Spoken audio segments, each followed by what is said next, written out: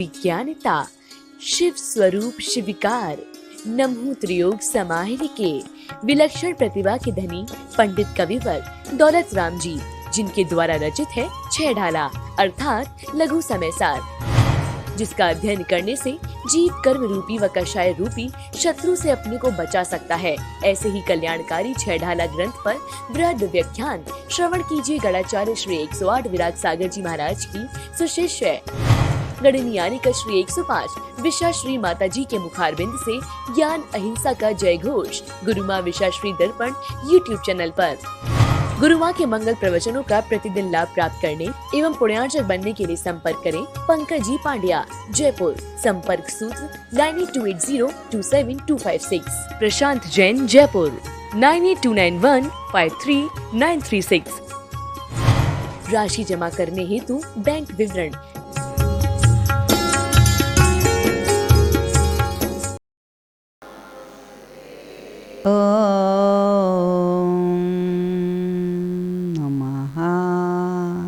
सिद्धेभ्यः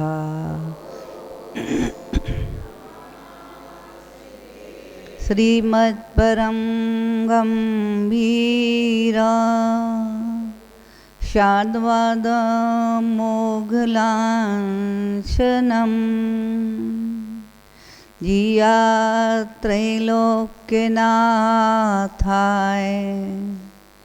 शासनं जिन शासनं शासनं जिन शासनं रमो अरिहन्ताणं रमो सिद्धाणं रमो आयरियाणं रमो वज्रायाणं रमो लोये सवसाहुणं तीन भुवन में सार वीतराग विज्ञानता शिव स्वरूप सेवकार नमहु त्रयोग समान के। जय बोलिए अनंतानाथ सिद्ध परमेष्ठी भगवान की, देवाई देवी कजरार्थी आदिनाथ भगवान की, चंदा प्रभु भगवान की, शांतिनाथ भगवान की, पार्शनाथ भगवान की, शासन नायक महावीर भगवान की, परम पूज गणाचार्य गुरुवर श्री 108 विराग सागर जी महाराज की, परम पूज शरणमाचार्य 108 श्री विशुद्ध सागर जी महाराज की, 3 कम 9 करोड़ मुनि महाराजों की, अहिंसामयी विश्व धर्म की।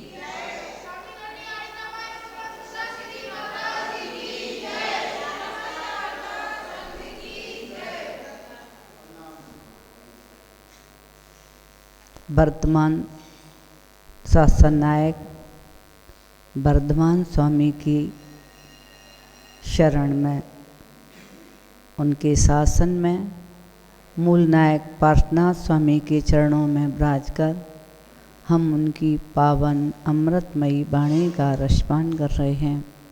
जिन वाणी जगत कल्याणी है, जन जन को आनंद और मंगल देने वाली है, ऐसी माँ जिनवाणी का जो श्रद्धा भक्ति आस्था के साथ अपनी कर्णांजलि से पान करके और अपने हृदय आसन पर विराजमान करता है, माँ जिनवाणी उसे 3 लोक के शिखर पर विराजमान करती है। ऐसा माँ जिनवाणी का हम सभी के ऊपर परम उपकार है। ध्यान रखना, श्रद्धा की बात आई है और छह डाला के माध्यम से जो हमारी अभी विगत दिनों से चर्चा चल रही थी कि हमारे सम्यक दर्शन के दोष और गुण कितने हैं।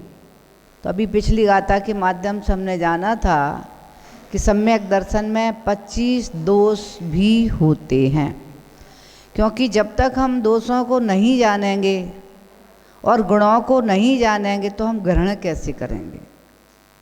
जब हमें पता चलेगा इस वस्तु में ये दोष हैं अथवा इस वस्तु में गुण है, चाहे वो भोजन संबंधी हो और चाहे भोग संबंधी हो, जिसके माध्यम से हमें जानकारी मिलती है कि ये हानिकारक है, ये लाभदायक है, तो हम ऐसे ही तो करते हैं, इससे मुझे हानि होगी, इससे लाभ होगा। ऐसे ही सम्यक दर्शन के बारे में भी कि जो दोष हैं उन दोषों के साथ में हम श्रद्धान बना के रखेंगे तो भी हमारे जीवन में हानिकारक हो जाएंगे। जो दोष के बारे में बता दिया, कितने दोष बताए थे? 25 दोष, 8 मद और 8 शंका आदि दोष, जिनकी चर्चा भी चल चुकी हमारी। और उसके बाद में 6 अनायतन, 3 मूढ़ता, सब मिलाकर कितने हो गए? 25 दोष हो गए। ऐसे 25 दोषों से रहित और 8 गुणों से सहित जो श्रद्धान होता है उसे सम्यक दर्शन कहते हैं। श्रद्धान के बारे में, क्योंकि दर्शन मूलो धम्मो, धर्म का अगर कोई मूल है तो वह सम्यक दर्शन ही है। मूल माने फाउंडेशन, धर्म का फाउंडेशन सम्यक दर्शन है। और फाउंडेशन यदि कमज़ोर है तो उसके ऊपर महल खड़ा नहीं हो सकता, क्योंकि यदि मूल ही कमज़ोर होगा तो मोक्ष मार्ग प्रारंभ कैसे होगा? क्योंकि प्रथम सीढ़ी मोक्ष मार्ग की, मोक्ष महल की प्रथम सीढ़ी जो क्या है? सम्यक दर्शन है। इसके बिना ज्ञान चारित्र सब निरर्थक है। यानी अगर सम्यक दर्शन दूषित अथवा सम्यक दर्शन मिथ्या दर्शन हो गया, उसके ऊपर जो भी होगा, ज्ञान हो चाहे चारित्र हो, सब मिथ्या होता चला जाएगा। जैसे एक घड़ा उल्टा रख गया, उसके ऊपर जितने घड़े रखे जाएंगे उल्टे ही रखे जाएंगे, सीधा रखा जाएगा क्या? अगर एक घड़ा पहला सीधा रख गया तो उसके ऊपर सारे घड़े, चाहे 10 को 25 50 कितने भी घड़े लगाओगे तो वे सीधे ही रखे जाएंगे। ठीक वैसे ही सम्यक दर्शन हमारा निर्दोष ही है तो हमारा ज्ञान निर्दोष होगा और हमारा आचरण निर्दोष होगा। सम्यक दर्शन में ही दोष लग गया, सम्यक दर्शन में ही दोष लग गया, ध्यान रखना, तो मेरा ज्ञान भी दोषी और चारित्र भी दोषी।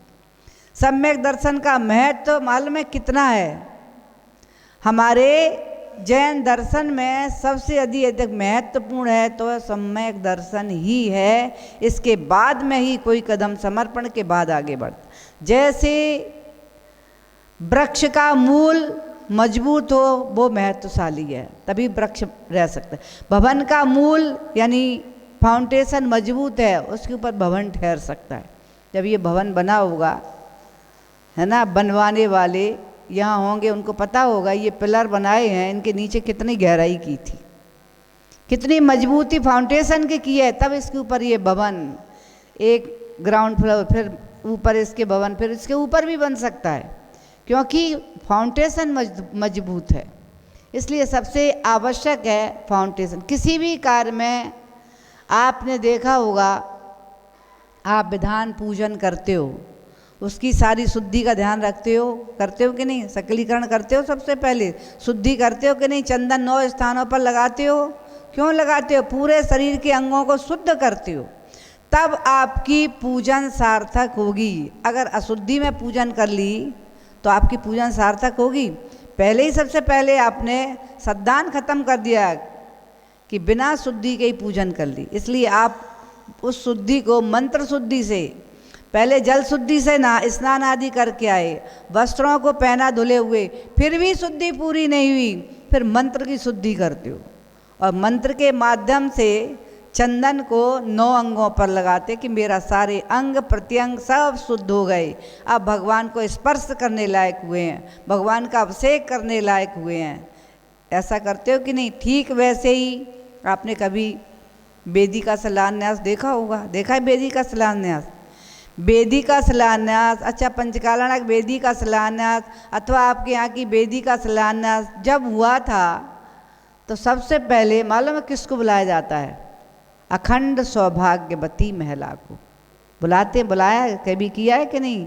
अखंड सौभाग्यवती महिला की विशेषता होती है कि उसके माता पिता दोनों, ससुराल पक्ष के और पियर पक्ष के, और पहला प्रपुत्र की उत्पत्ति, ये सारे संयोग उसके साथ हैं, तब अखंड सौभाग्यवती कहलाती है। जिसके माता पिता भी हैं, सास ससुर भी हैं, प्रथम पुत्र संतान रूप में पुत्र उत्पन्न हुआ है, ऐसी सौभाग्यशाली, अखंड सौभाग्यशाली कहलाती है। उसके हाथ से वेदी की नींव रखी जाती है, जिससे ये हमारी वेदी अखंड रहे। होता है ऐसा, देखा होगा। ठीक वैसे ही जब हम यहाँ देख रहे हैं, लेकिन अब हम कौन सी वेदी का शिलान्यास कर रहे हैं? मोक्ष मार्ग की, मोक्ष महल की वेदी का शिलान्यास कर रहे हैं कि नहीं कर रहे? कौन सी वेदी का? सम्यक दर्शन पहली सीढ़ी किसकी है? मोक्ष महल की। मोक्ष महल में पहुंचने के लिए प्रथम सीढ़ी यदि कोई है तो कौन सी है? सम्यक दर्शन। इसका शिलान्यास करने के लिए अब वह सम्यक दर्शन, सम्यक दर्शन कैसा होना आवश्यक है? शुद्ध, 25 दोषों से रहित। यदि एक भी दोष आ गया तो हमारा शिलान्यास अशुद्ध हो जाएगा।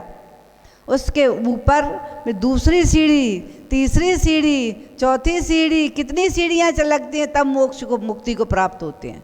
14 सीढ़ी लगती हैं।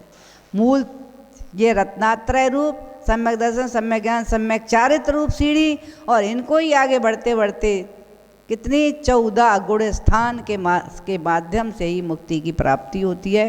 तो ये समझ में आ गया कि सीढ़ी हमारी, अगर सीढ़ियाँ मजबूत हैं, यही तो फाउंडेशन है, ये मजबूत हैं तो हमारे लिए महल पर पहुँचना सहज हो जाएगा। प्रथम सीढ़ी का शिलान्यास जिसने कर लिया उसका मोक्ष, उसका निर्वाण निश्चित हो गया। उसका निर्माण निश्चित हो गया, निर्वाण होगा ही। चाहे एक बार उपसम सम्यक दर्शन को ही प्राप्त क्यों ना कर लिया हो, छूट भी गया है, फिर भी उसे निर्वाण होगा, क्योंकि अर्धपुद्गल परावर्तन तो उसका समाप्त हो गया। फिर भी कभी भी रत्नात्रय को धारण करके अपने मोक्ष मार्ग को प्रशस्त कर सकता है। जैसे समझ में आ गया ना, शुद्ध सम्यक दर्शन, जैसे शुद्ध शरीर केवल नहाने से नहीं होता, ध्यान रखना। सांगोपांग शरीर को भी ध्यान देते हैं। शरीर के 8 अंग है ना, 8 अंग जिसके सुरक्षित हैं वही रत्नात्रय को धारण कर सकता है। यहाँ भी ध्यान रखेंगे, वही रत्नात्रय को धारण कर सकता है, वही गुरु की अंजलि में ग्रास रख सकता है।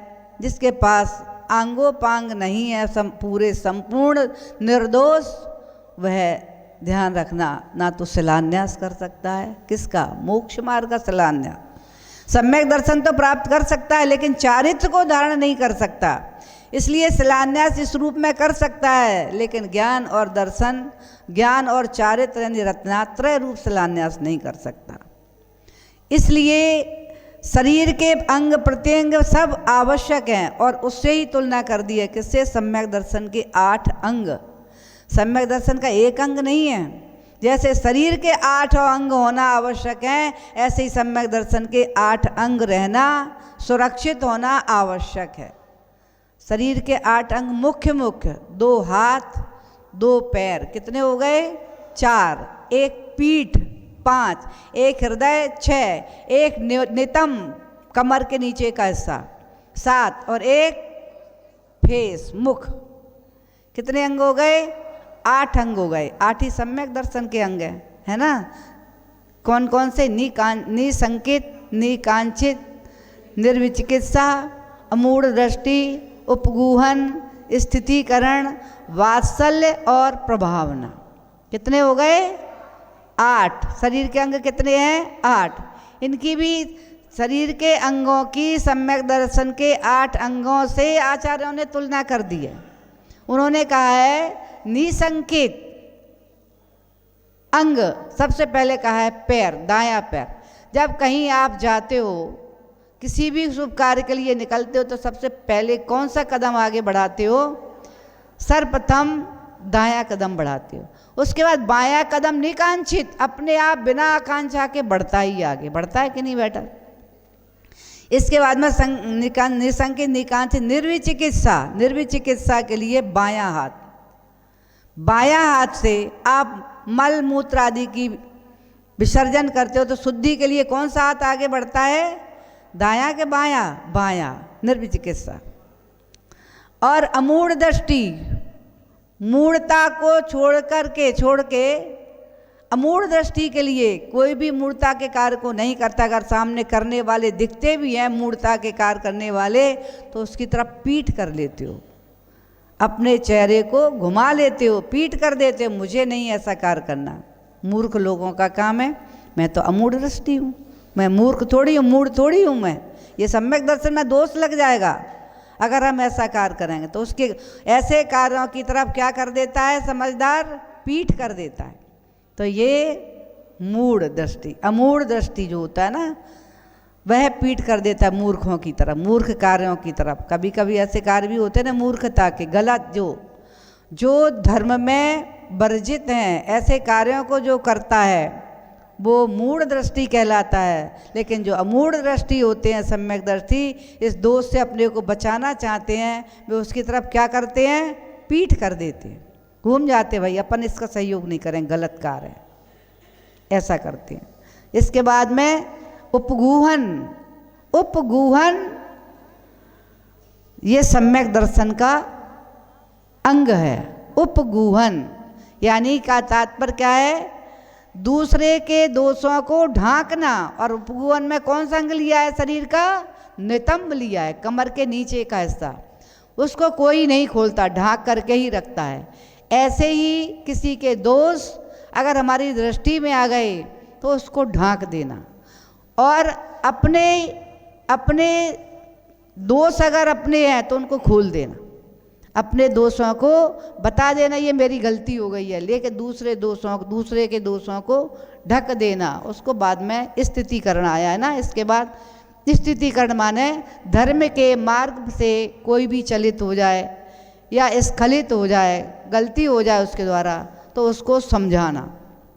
पहले उपगन किया ना, ढाक दिए, फिर स्थितीकरण करना, उसको समझाना कि ये तुम्हारे द्वारा ऐसी गलती हुई हो और इसका ऐसे ऐसे सुधार कर सकते हो, अथवा इसका प्रायश्चित आदि करके आप अपने दोष को दूर करो।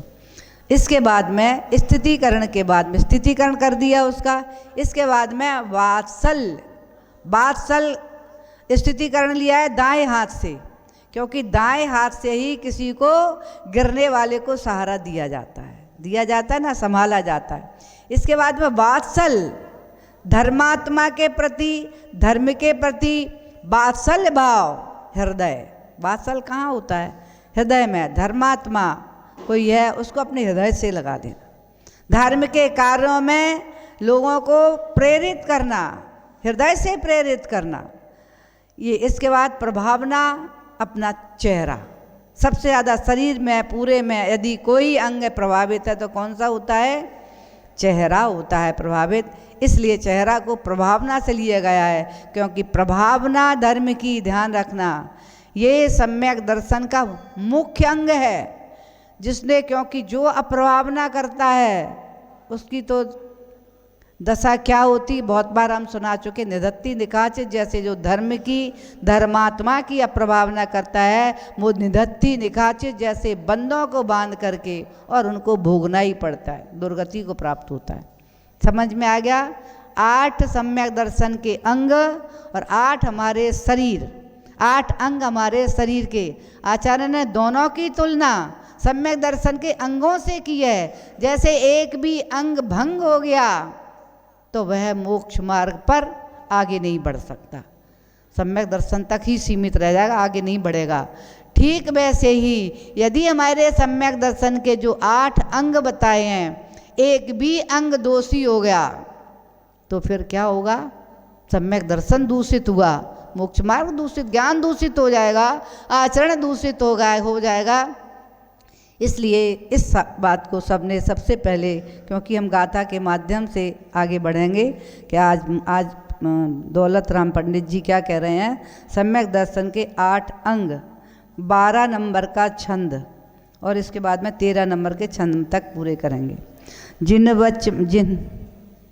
जिन बच में शंका न धार।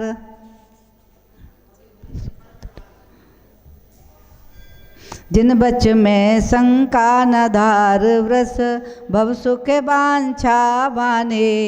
मुनि तन मलिन न देख घिनावे तत्व को तत्व पिछाने। निज गुण अरु परु अगुण ढाके वा निज धर्म बढ़ावे। कामादिक कर वृष्ट चिगते निज पर को सुदृढ़ावे। धर्मी सो गो बक्ष प्रीत सम कर जिन धर्म दीपावे। इन गुण तै विपरीत दोष वसु तिनको सतत खिपावे।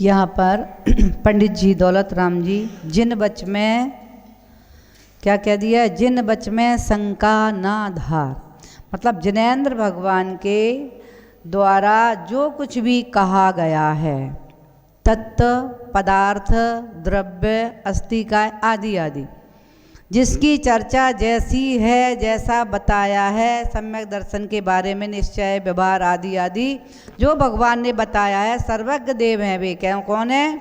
सर्वज्ञ देव ने कहा है। हितोपदेशी हैं वे, वीतरागी हैं।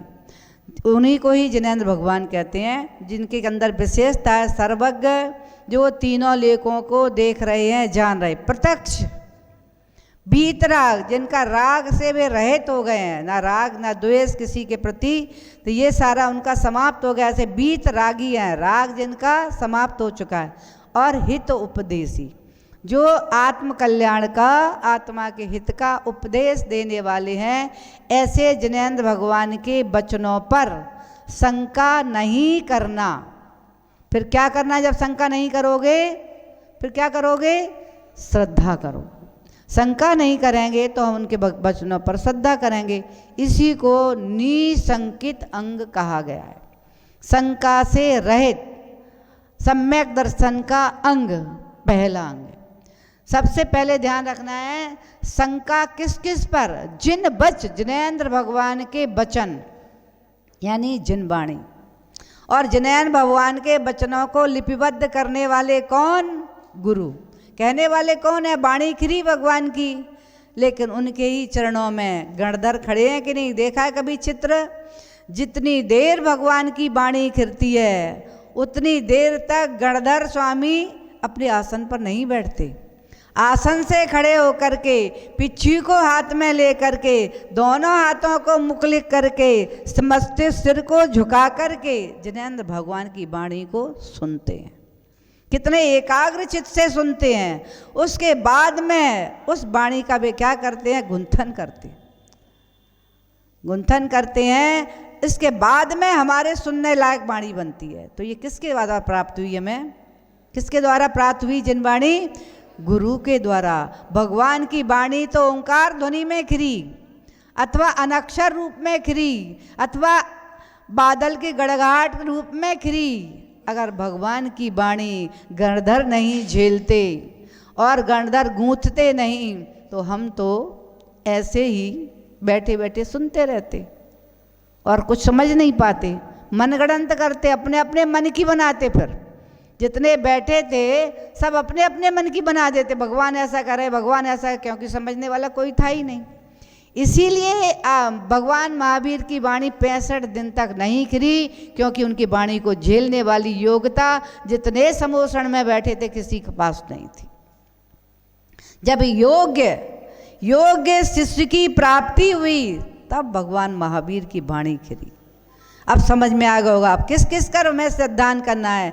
जिनेंद्र भगवान के वचनों पर सिद्धांत करना है। तो वचन कौन है? जिन वाणी, उनकी वाणी वचन। अब उसको गूंथा किसने है? गुरु ने, गुरु के मत। इसलिए श्रद्धा कहाँ करना पड़ेगा? गुरु पर। क्योंकि गुरु पर श्रद्धा नहीं किया तो फिर वाणी समझेंगे किससे? क्योंकि अगर श्रद्धा नहीं है गुरु के पर तो वाणी पर श्रद्धा नहीं होगा, और वाणी पर श्रद्धा नहीं है तो भगवान पर भी श्रद्धा नहीं है। तीनों पर श्रद्धा खत्म हो गया।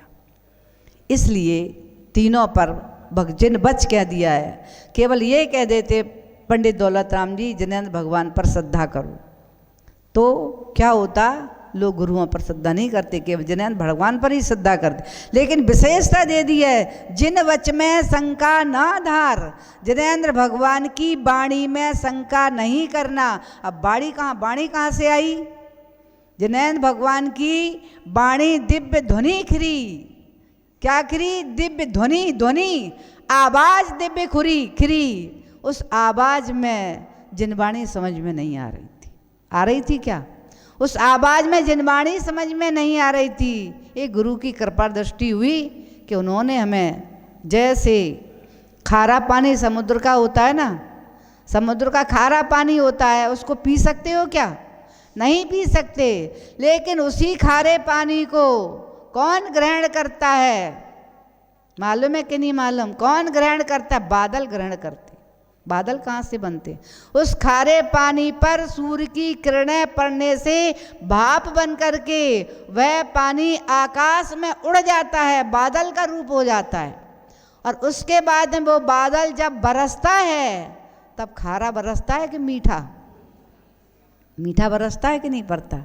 जल का पानी नहीं पी सकते, लेकिन वह जल के पानी को बादलों ने आत्मसात करके हम सबको परोस दिया, उसको हम पी लेते हैं, उसको टेस्टी बना दिया। ठीक वैसे ही जिनेंद्र भगवान की वाणी को गणधर ने आत्मसात किया। सभी बैठे थे, 12 सभाएं भरी हुई थी, सब भगवान को चातक पक्षी की तरह निहार रहे थे, लेकिन वाणी नहीं कर रही थी। कारण क्या था? समझ में आ गया ना? योग शिष्य नहीं था वाणी को झेलने वाला, इसलिए वाणी नहीं खरी। योग शिष्य जैसे ही गणधर की गद्दी पर पहुंचा, जैसे ही पहुंचा योग शिष्य, तब वाणी नहीं खरी। जब दीक्षा ली, अवधि ज्ञान मना पर रह ज्ञान हो गया, गणधर की गद्दी प्राप्त हो गई, वैसे ही भगवान की वाणी खरना प्रारंभ हो गई। और खिरना प्रारंभ हुई, हम सबको समझ में आने लगी।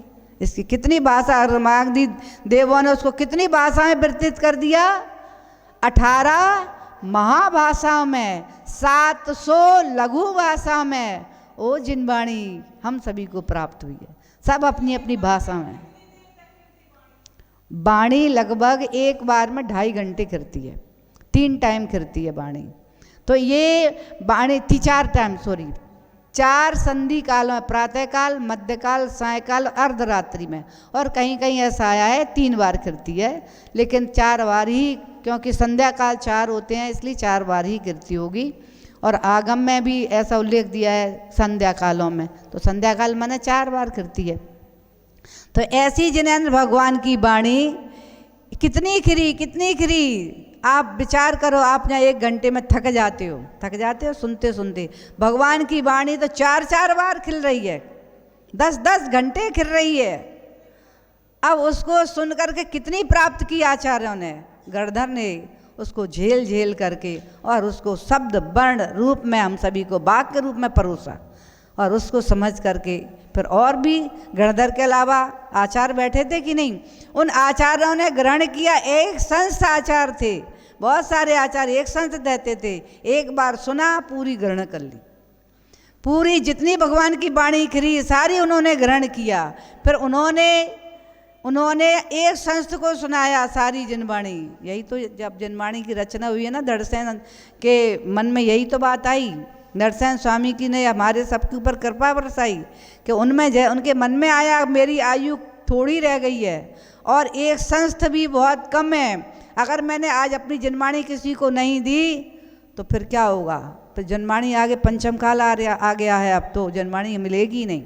तो उन्होंने योग शिष्यों को, एक संस्थ शिष्यों को बुला करके अपनी वाणी सुना दी और सुना करके उनसे कहा तुम लिपिबद्ध करो।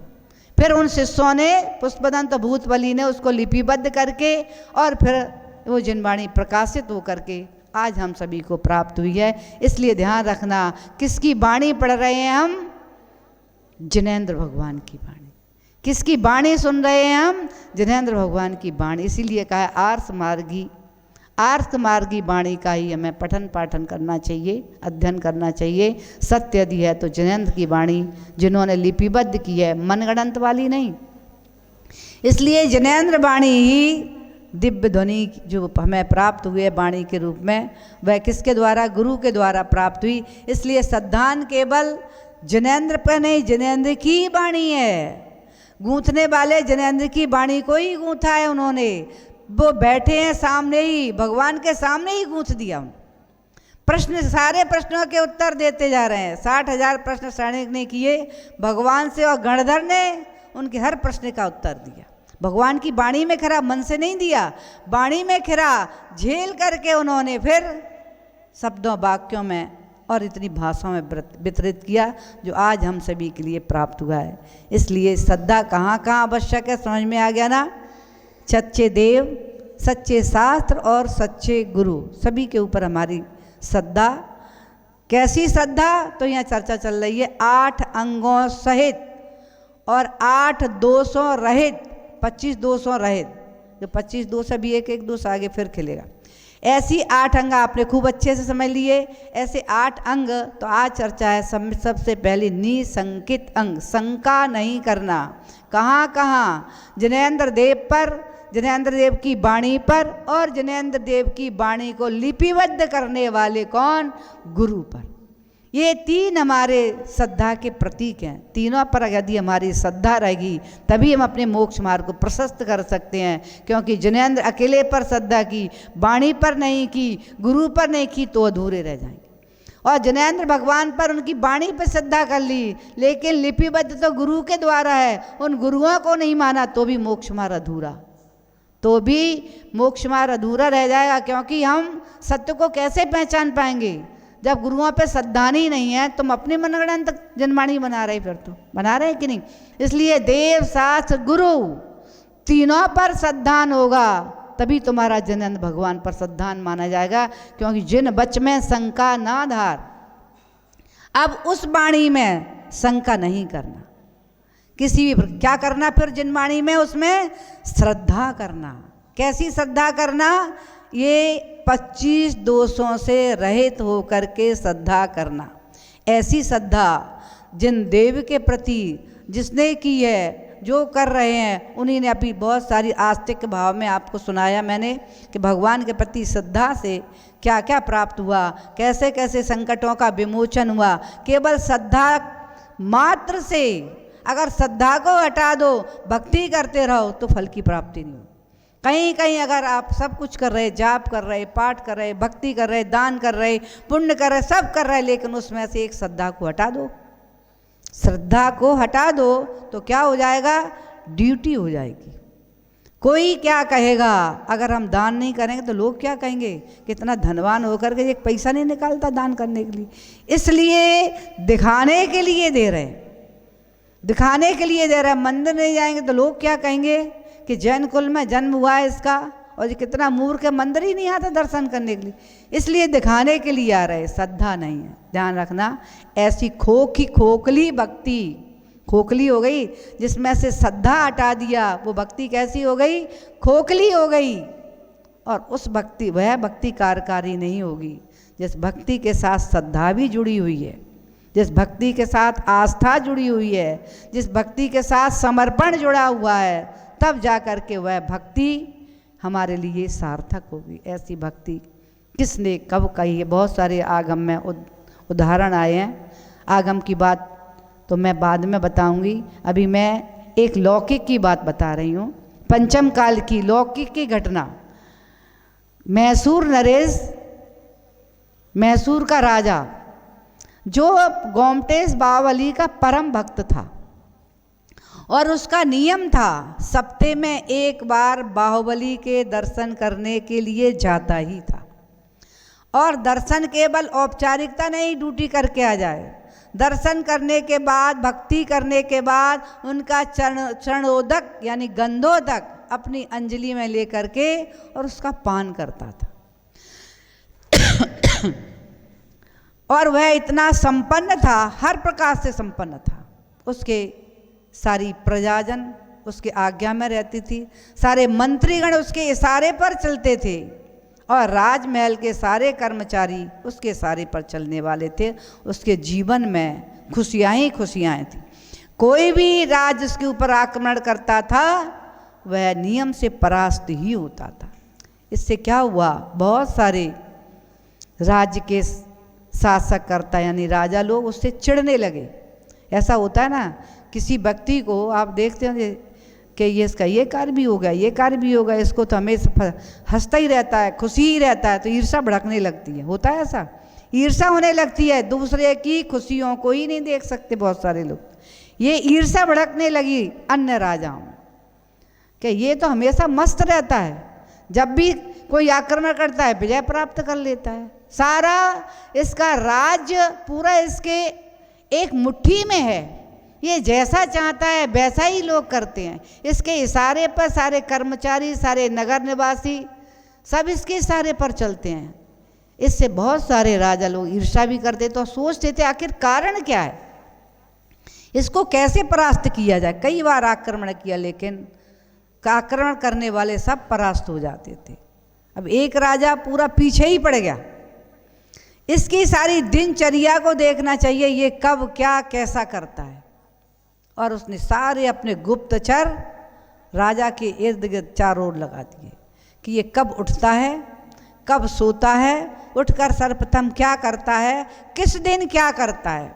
पूरी चर्या ले ली 365 दिनों की, कब कब क्या का कैसा करता है।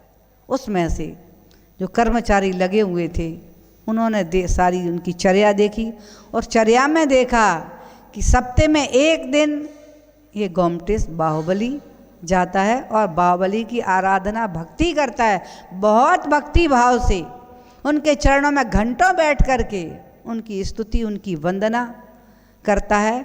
उसके बाद में पुजारी के पास जा कर के गंधोदक लेता है, गंधोदक यानी चरणोदक, जैसे आप क्या कहते हो अभिषेक कहते हो, गंधोदक वह लेता था। ये सारी चर्या उसकी गुप्तचरों ने पूरी लिखित में लिख ली और राजा को जा कर के बता दिया। राजा ने सोचा अब ये ठीक रहा, सारी चर्या पता चल गई, अब मैं इसकी चर्या से ही इसे परास्त करूँगा। और सबसे अच्छा उन्होंने कहा ये बाहर निकलता है जब गोमटेश जाता है, रोड पे चलता है, चाहे रथ में बैठ के जाता हो चाहे घोड़े पर सवार होकर, भले ही बॉडीगार्ड साथ रहते हैं लेकिन बाहर तो जाता ही है। और वहाँ क्या क्या करता है ये भी पता चल गया कि वहाँ बैठ कर के भक्ति करता है, स्तोत्र स्तुति आदि पढ़ता है। इसके बाद गंधोदक पुजारी से लेता है।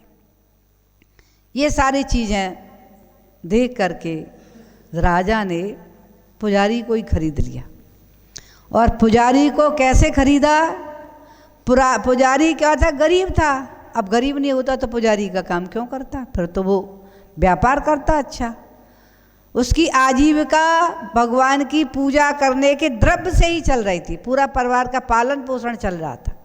और राजा ने अपने कर्मचारी के द्वारा उसके यहाँ एक कीमती रत्नों का भरा हुआ थाल भेजा और उससे थाल भेज करके उससे कहा कि तुझे मेरा ये कार्य करना है। राजा ने पुजारी ने जैसे ही थाल देखा आंखें चकाचौंध हो गई। इतने कीमती रत्न तो मैंने आज तक देखे ही नहीं हैं, इतने कीमती रत्न का भरा हुआ थाल और मुझे प्राप्त हो जाएगा, मेरी सारी दरिद्रता समाप्त हो जाएगी। मैं यहाँ रोज़ पुजारी बना खड़ा रहता हूँ, मेरा सारा काम छूट करके मैं तो ऐसो आराम से सुंदर बंगले में रहूँगा नौकर चाकर लगा करके, क्या अपनी ज़िंदगी जीऊँगा आराम की, मनुष्य भव के सारे भोगों को भोगूँगा। ऐसा उसने चिंतन किया और मन ही मन सोच रहा था। राजा का इंतजार कर रहा था। और अपने दिन राजा तो एक हफ्ते में एक ही बार जाता। राजा जैसे ही पहुंचा, पुजारी का मन गदगद हो गया, खुश हो गया, अब तो मेरा काम बन जाएगा। और उसने, उसके साथ में कर्मचारी वहीं छुपे थे, उसके साथ में उन्होंने एक पुड़िया और दी थी कि इस पुड़िया को राजा को गंधोदक देते समय उस कटोरे में घोल लेना और उस गंधोदक को राजा की अंजलि में भर देना।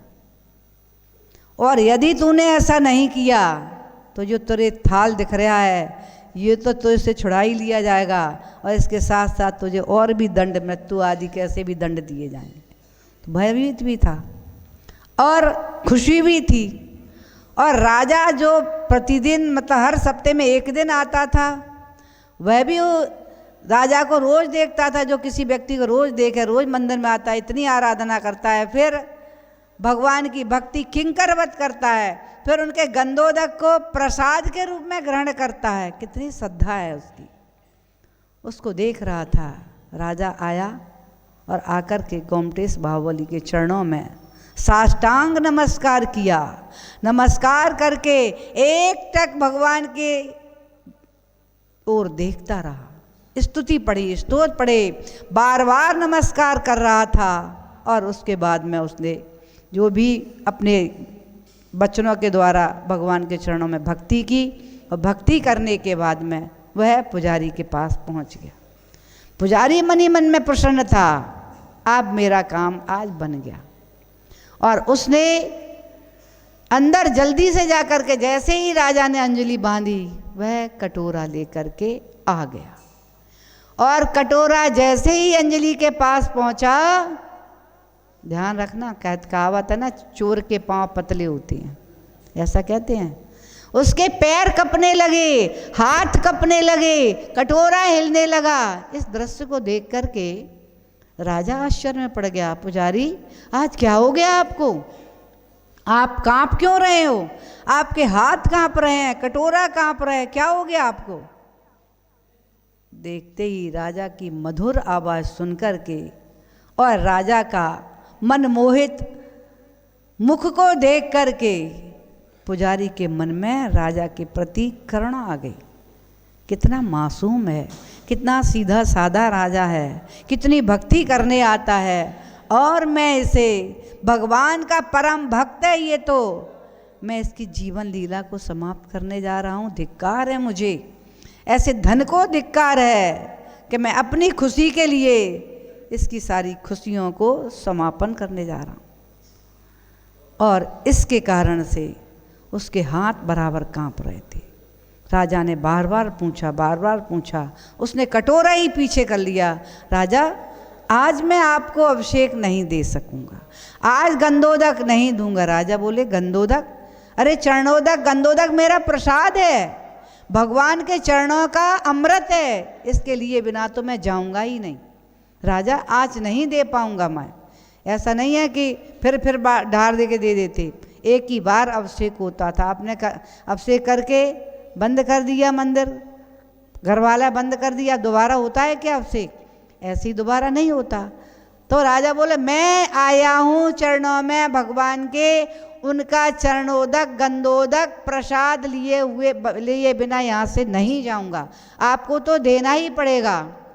तब वह बोला, आँखों से आंसू बहाते हुए, आवाज़ काँप रही थी, शरीर काँप रहा था, राजा दुष्ट मैं हूँ, मैं आज बिक गया और मैंने उस गंधोदक में विष मिला दिया, इसलिए आपसे मेरी प्रार्थना है राजा, मुझे क्षमा करना, आज मैं गंधोदक आपको नहीं दे सकता। राजा बोला, पागल तो नहीं हो, गंधोदक है ना, गंधोदक में विष कैसे हो सकता है, जो भगवान बाहुबली के चरणों का अमृत है, और अमृत में विष हो ही नहीं सकता।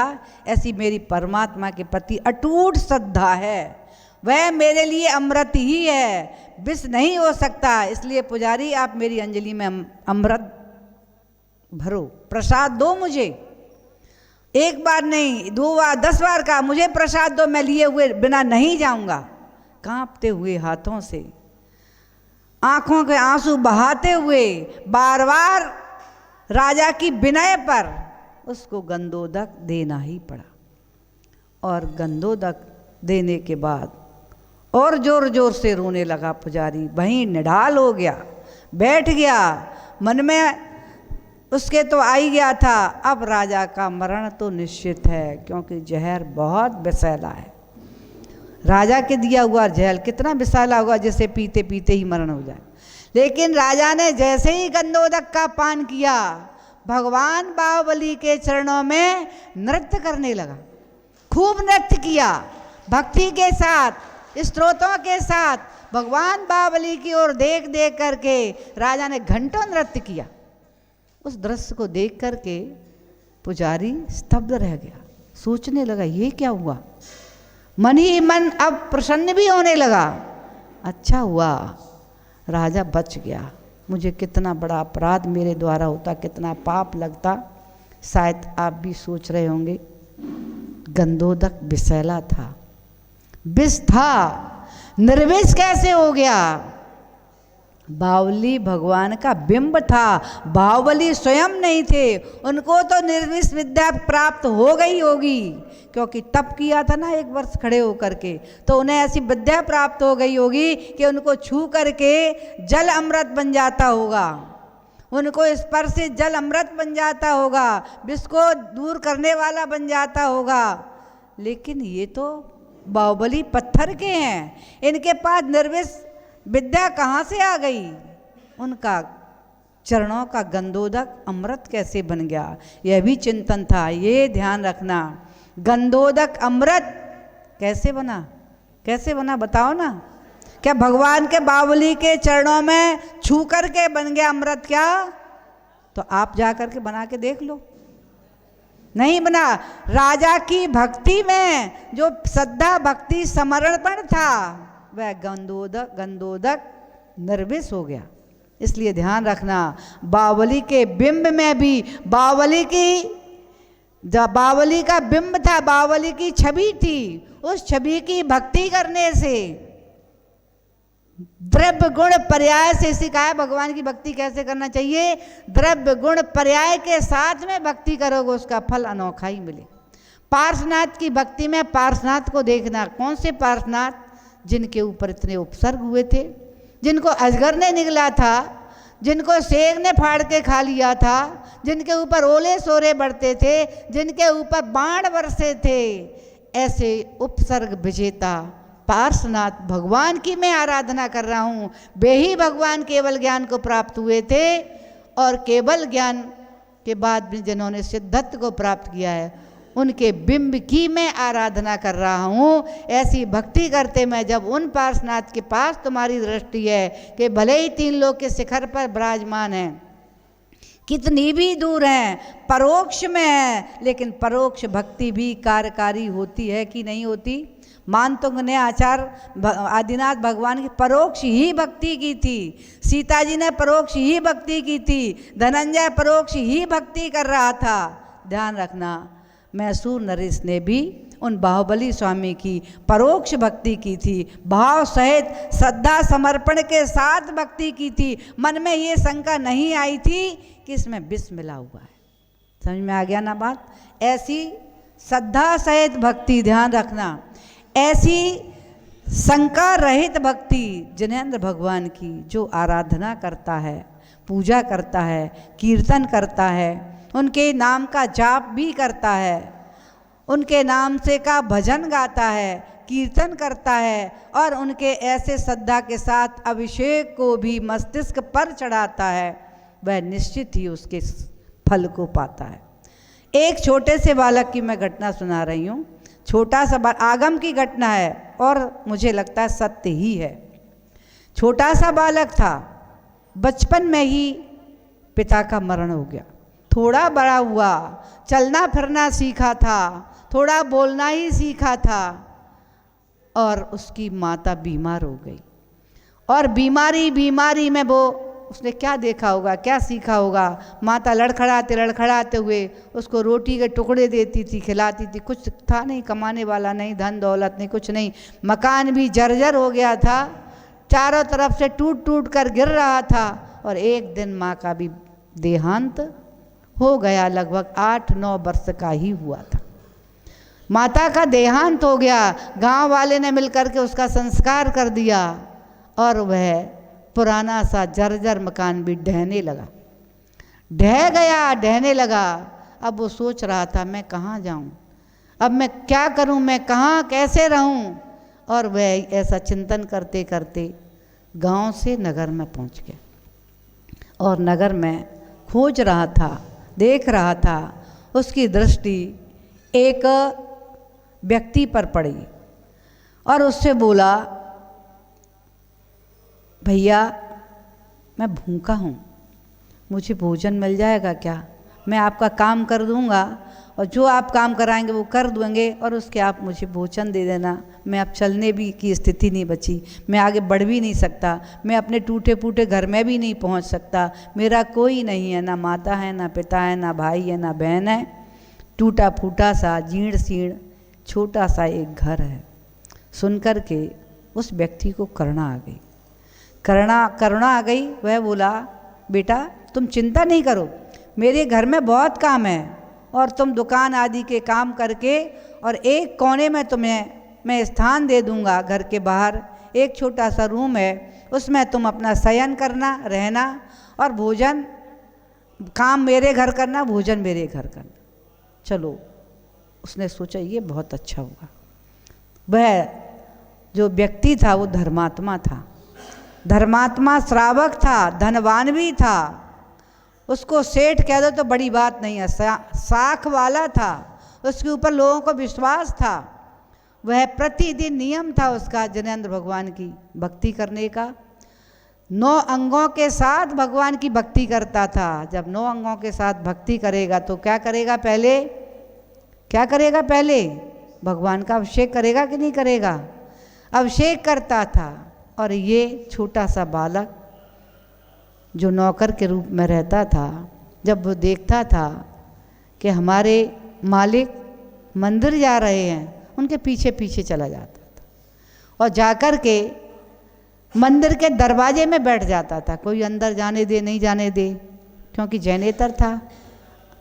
बाहर ही बैठ जाता मंदिर से, जहाँ से भगवान का अभिषेक दिखता था, और बैठ जाता था। और इसके बाद में जब वो सेठ जी सबको अभिषेक देते थे, वो भी अपनी अंजलि ऐसे कर देता था और उस अभिषेक को अपने मस्तिष्क पर चढ़ा करके बार बार नमोस्तु करता था।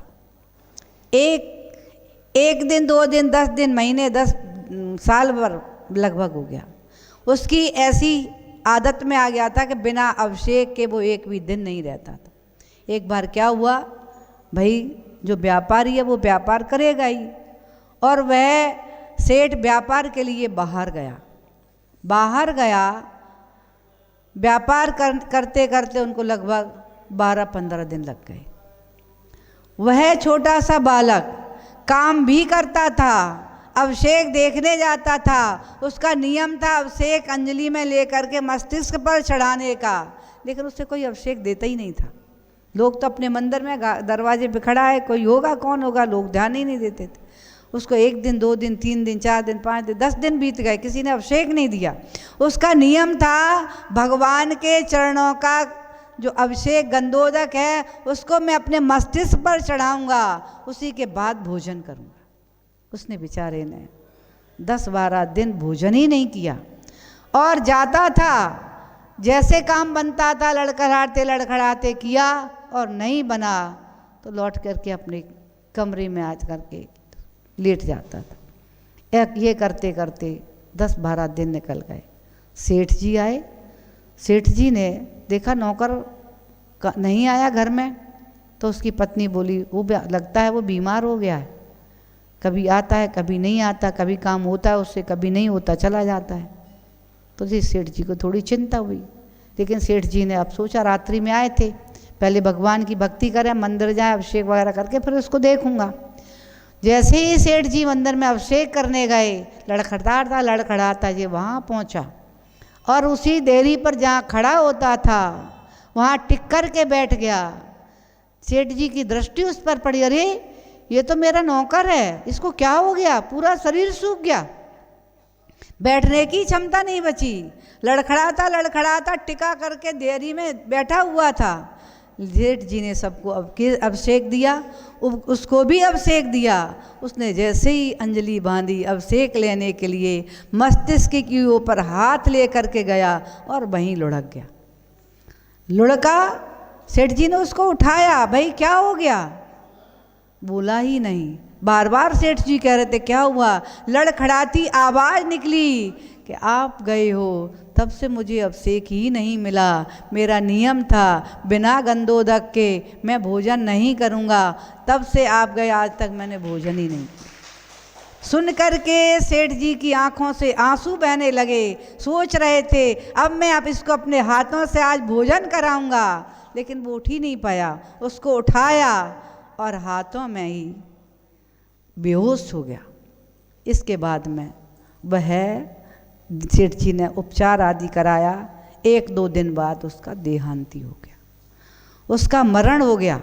सेठ जी को बहुत दुख हुआ, अपने बेटे के मरण जैसा सेठ जी को दुख हुआ। इतना रोए, दुखी हुए, मन ही मन सोच रहे थे कि देखो कैसा ये भगवान का भक्त था, इसको किसी ने गंधोदक ही नहीं दिया और फिर भी इसने अपने नियम को नहीं तोड़ा। एक छोटा सा बालक भी, कितनी श्रद्धा थी भगवान के प्रति, उसकी गंधोदक के प्रति श्रद्धा थी कि बिना मस्तक के चढ़ाए मैं भोजन नहीं करूँगा। और उसके बाद में उसका मरण हो गया। और मालूम है कहाँ जन्म हो गया, उन्हीं सेठ के यहाँ सेठानी के घर में आ गया। जैसे ही वो घर में आया, सेठानी को दोहला हुआ, बहुत बड़ा उत्सव के साथ में अभिषेक कराओ। अब उनको तो पता ही नहीं था, ना सेठ को न सेठानी को। जब दोहला हुआ, सेठानी ने अपनी इच्छा प्रकट की सेठ जी से कि मेरे भाव ऐसे हुए हैं कि आप भगवान का मस्तका अभिषेक का आयोजन करो। मेले के साथ में बहुत जोड़ तोड़ से सेठ जी ने वहाँ मस्तकाभिषेक यानी 1000 बड़े बड़े कलशों से भगवान का अभिषेक कराया। सेठानी देख देख करके खुश हो रही थी और सेठानी भी प्रतिदिन उसके भाव ऐसे होते थे, मैं अभिषेक देखती ही रहूँ। प्रतिदिन दौड़ दौड़ कर मंदिर जाती थी अभिषेक देने के लिए। इसके बाद में जब उस बालक का जन्म हुआ तो उसके जब आप मंदिर जा कराते ना 1.25 महीने के बाद, 45 दिन के बाद में, तो राजा ने, वो सेठ जी ने अपनी सेठानी की इच्छा से पुनः वही विशाल रूप में महामस्तकाभिषेक कराया। आसपास जो साधु थे उनको भी आमंत्रित किया, बुलाया। और बुला करके जब साधु यानी दिगंबर मुनिराज विराजमान थे, वह देख रहे थे उस बालक की ओर। छोटा सा बालक अभिषेक देख देख करके मुस्कुरा रहा था, हाथ पैर चला रहा था। उसकी ओर मुनिराज की दृष्टि पहुंची। मुनिराज ने अवधि ज्ञान लगा लिया और अवधि ज्ञान से सब कुछ जान लिया। सेठ जी से बोले, सेठ जी आपको मालूम है ये पुत्र कौन है? बोले नहीं महाराज जी, मुझे कुछ नहीं मालूम, बस ये अवश्य मालूम है कि ये जब घर में आया था तो इसकी माँ को दोहला हुआ था अभिषेक देखने का, और प्रतिदिन तब से डेली अभिषेक देखने जाती थी। और आज भी मेरा भाव हुआ है कि इसको प्रथम दिन मैं मंदिर ले जाऊंगा। तो इसको जब घर में आया था, दोहला हुआ था, तो आज मैं इसे महामस्तकाभिषेक दिखाऊंगा। तो मुनिराज हंसने लगे और हंस कर के बोले, यह बालक वही है जो तुम्हारे घर में नौकर था, अभिषेक प्रतिदिन देखता था। उस पुण्य से, अभिषेक देखने से, उसको मस्तिष्क पर लगाने के पुण्य से ये तुम्हारा पुत्र बना है। अब विचार करो इस बात के बारे में कि अज्ञान था, अनजान था, जिन धर्म को नहीं जानता था, जिन वाणी को नहीं जानता था, लेकिन श्रद्धान था किसके प्रति? जिन्हें भगवान के प्रति श्रद्धान हुआ, तभी तो उनका अभिषेक मस्तिष्क पर चढ़ाता था। बिना चढ़ाए भोजन नहीं करूँगा, प्राण चले गए लेकिन प्रण को नहीं छोड़ा। इसी को कहते हैं श्रद्धा। श्रद्धा उसने ये नहीं सोचा आप सेठ आ जाएंगे तब फिर लगाने लगे, तब भोजन छोड़ के क्या मैं मरूंगा, ठीक है नहीं देते लोग, नहीं देने दो। लेकिन श्रद्धा थी अनोखी ऐसी कि मैं भोजन नहीं करूंगा, प्राण चले जाएंगे लेकिन प्रण को नहीं छोड़ूंगा। ऐसी सम्यक श्रद्धा जिसके पास होती है, ध्यान रखना, मनुष्य भव के वैभव को भी प्राप्त किया और धर्मात्मा सेठ के यहाँ जन्म हो गया। अब विचार करो, अब उसके पास जिनेंद्र भगवान भी हैं, है ना, मंदिर भी है। अब भविष्य में नियम से वह ऐसा पुण्य कमा करके और भगवत्ता बनने के मार्ग पर बढ़ेगा, क्योंकि उसने अज्ञान अवस्था में इतना श्रद्धान, किसी का उपदेश नहीं सुना, जिनवाणी नहीं सुनी, केवल जिनेंद्र भगवान की मुद्रा को देख करके, उनकी भक्ति को देख करके उसके अंदर भाव उत्पन्न हुआ। इसे कहते हैं जिन बिंब दर्शन से भी सम्यक दर्शन की प्राप्ति होती है। जिन बिंब दर्शन से ही उसने, जिन बिंब की आराधना से ही उस छोटे बालक ने श्रद्धान, कैसा श्रद्धान किया, समझ में आ गया, प्राण चले गए लेकिन प्रण को नहीं छोड़ा। ऐसी श्रद्धा अपने अंदर टटोल के देख लेना कि मेरी ऐसी श्रद्धा जिनेंद्र भगवान के प्रति है कि नहीं। अगर है तो कार्य की सिद्धि अवश्य होगी, और अगर नहीं है, थोड़े थोड़े में ही घबरा गए। वो घबराया नहीं, इतने दिन तक भोजन नहीं किया। आप विचार करो, थोड़ी सी परेशानी आती हैं, मैं इतनी भक्ति करता हूँ, मैं इतना दान करता हूँ, फिर भी मुझे इतनी तकलीफ परेशानियाँ क्यों आ रही हैं। उसने एक भी दिन नहीं कहा कि मैं रोज़ भगवान के चरणों में आता हूँ, मैं रोज़ भगवान की भक्ति कर रहा हूँ, रोज़ गंधोदक की वर्षा देखता हूँ, नहीं आया। लेकिन फिर भी मैं बीमार होता जा रहा हूँ, मुझे भोजन नहीं मिल पा रहा, मेरा नियम पूरा ही नहीं हो पा रहा, इतने दिनों का आज तक मुझे गंधोदक ही नहीं दिया। उसके मन में ऐसी भगवान के प्रति शंका नहीं आई कि मेरी भक्ति कैसी है, भगवान ने ऐसा भी नहीं किया, मेरी स्थिति ऐसी कर दी भगवान ने, भगवान की भक्ति कर रहा हूँ तो भी मैं ऐसा हो रहा हूँ, उसके मन में विचार नहीं है। इसलिए ध्यान रखना, ऐसी श्रद्धा देव के प्रति जिसके अंदर जागृत हो जाती है वही सम्यक श्रद्धा कहलाती है। यहाँ जो भी है श्रद्धावान तो सभी हैं, लेकिन विचार करना कि वह श्रद्धा हमारी कैसी श्रद्धा है। ऐसी श्रद्धा तो नहीं है, जैसे श्रद्धावान भी कितने प्रकार के हो सकते हैं। श्रद्धा तो है, आपसे कोई पूछता है, कहते मैं नहीं होती तो मंदिर क्यों आता, लेकिन ध्यान रखना ऐसी श्रद्धा तो नहीं है जैसे पाषाण नदियों में पड़ा रहता है, लेकिन हजारों वर्षों से नदियों में पड़ा है, और उसको जब बाहर निकाल करके तोड़ते हैं तो अंदर सूखा निकलता है, बाहर से गीला निकलता। होता है ऐसा कि नहीं होता। ऐसे ही तुम भक्ति कर रहे हो, दान कर रहे हो, पुण्य कर रहे हो, पूजा कर रहे हो, प्रतिष्ठा कर रहे हो, विधान कर रहे हो, तीर्थ वंदना कर रहे हो, सब कुछ करते हुए भी ऐसा नहीं हो कहीं बाहर से तो भींगे हुए हो और अंदर से कठोर पाषाण की तरह सूखे हो। ऐसी श्रद्धा भी कार्यकारी नहीं होगी। और दूसरे प्रकार की श्रद्धा, जैसे वस्त्र सूखे हैं और इनको पानी में डाल दिया, अंदर से भी भीग गए और बाहर से भी भीग गए कि नहीं भीग गए, ऐसी श्रद्धा की चर्चा चल रही है। लेकिन उन वस्त्रों को जैसे ही बाहर फैलाया वे अंदर से भी सूख गए और बाहर से भी सूख गए। ऐसी कहीं तुम्हारी श्रद्धा तो नहीं है कि तुम भक्ति से बाहर आए, भोगों में मस्त हुए, अंदर से भी सूख गए और बाहर से भी सूख गए। भोगों में इतने मस्त हो गए, भूल गए भगवान की वाणी को, भगवान को ही भूल गए, क्योंकि सारंग चल रहा है, व्यापार चल रहा है। मुझे समय ही नहीं मिलता मंदिर आने का, मेरे पास समय ही नहीं है अभिषेक करने का, मेरे पास समय ही नहीं है पूजा आदि करने का, मेरे पास समय ही नहीं है जिनवाणी श्रवण करने का, मेरे पास समय ही नहीं है गुरुओं की भक्ति आदि वैयावृत्ति करने का, क्योंकि भोगों में इतने मस्त हो गए, इतनी सामग्री भोगों की प्राप्त होती जा रही है पुण्य से कि भगवान को भूल गए, देव को भूल गए, शास्त्र को भूल गए, जिनवाणी को भूल गए, केवल भोगों में मस्त हो गए, तो बाहर से भी सूख गए और अंदर से भी सूख गए। समझ में आई बात कि नहीं आई।